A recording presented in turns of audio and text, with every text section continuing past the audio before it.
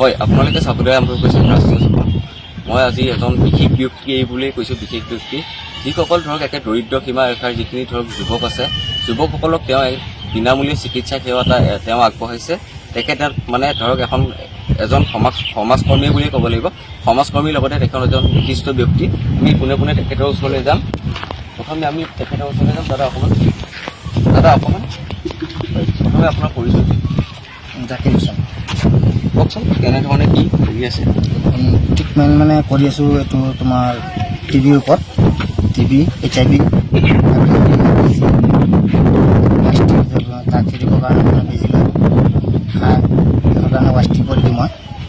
এক অৰ্থত ক'বলৈ গ'লে আপোনাৰ একে দৰিদ্ৰ সীমা ৰেখাৰ যিখিনি আছে তেওঁলোকৰ প্ৰতি আপুনি মহান প্ৰচেষ্টা বুলিয়ে ক'ব লাগিব। হয় হয়, কিন্তু আপোনাৰ এইখিনি পকেটৰ ধন ভাঙি পেলাই কৰা হৈছে। মই নিজে হেৰি কৰি আছোঁ আৰু চিভিলৰ ফালৰ পৰা যিখিনি মানে হেৰি কৰিব লাগে এইবিলাক চব ফ্ৰী। যি কিবা মানে টুকটাক কিবা এটা খৰচা লাগে এইবিলাক চব মই কৰোঁ নিজে, সিহঁতক কৰিব নিদিওঁ, গোটেই মই কৰোঁ অকলে।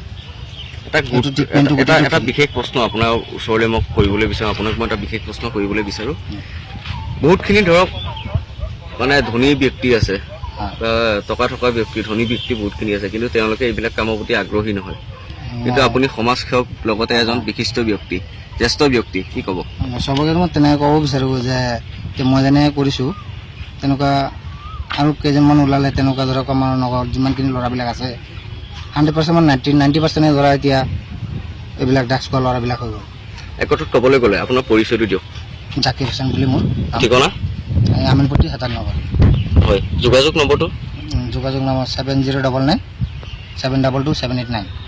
হয়, এক অৰ্থত ক'বলৈ গ'লে আপোনাৰ যিখিনি ধৰক মানে কৰিবলগীয়া প্ৰশ্ন নহয়, কিন্তু দেই মোৰ এইটো কৰিবলগীয়া প্ৰশ্ন নহয়, কিন্তু আপুনি ধৰক মহান প্ৰচেষ্টা বুলিয়ে ক'ব লাগিব।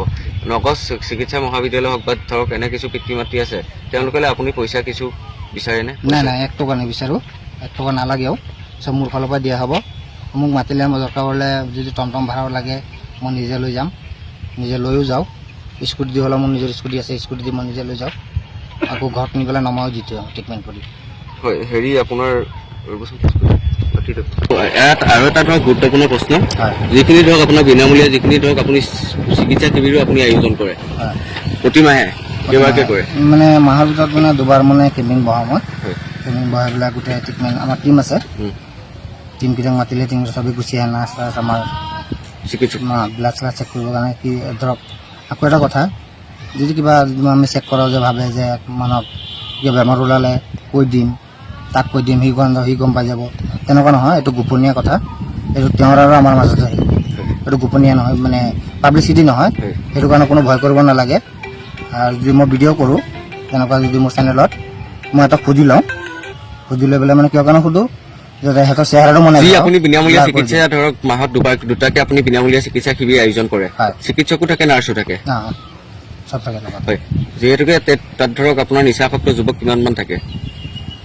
থাকে, বহুত থাকে। তেতিয়া ধৰা তোমাৰ 15টা 20টা, কেতিয়াবা 10টা তেনেকুৱা থাকে। ঠিক আছে, কেতিয়াবা আৰু বেছিও হয়। ধৰা এনে আহি থাকে, মই নি থাকোঁ সদায় এটা দুটা এনে নি পেলাই সদায় মই টেষ্ট কৰাই থাকোঁ এটা।